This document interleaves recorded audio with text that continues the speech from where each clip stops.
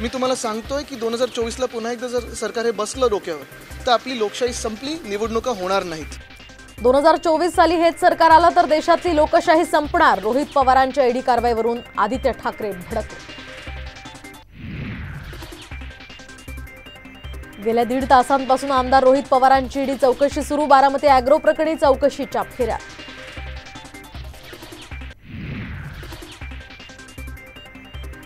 मराठी माणूस म्हणून प्रामाणिकपणे जे काय सहकार्याचं करेल ते करेलच, पण पळून जाणार नाही, लढत राहणार. जोपर्यंत यश मिळत नाही तोपर्यंत. ईडीला घाबरून पळून जाणारा मी नाही. रोहित पवारांचा अजित पवारांना सणसणीत टोला.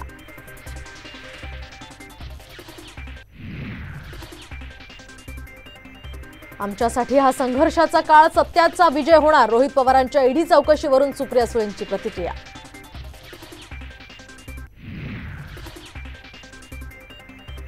मराठा आरक्षणासंदर्भात आज महत्त्वाचा दिवस. क्युरेटिव्ह पिटिशनवर सुप्रीम कोर्टात होणार सुनावणी. आजच्या या सुनावणीकडे राज्याचं लक्ष.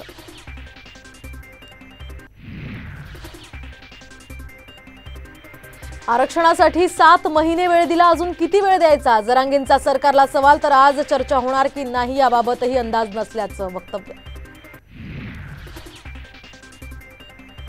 आणि अयोध्येत सलग दुसऱ्या दिवशी कडाक्याच्या थंडीत भाविकांची गर्दी. पहिल्याच दिवशी तब्बल 5 लाख भाविकांनी घेतलं दर्शन.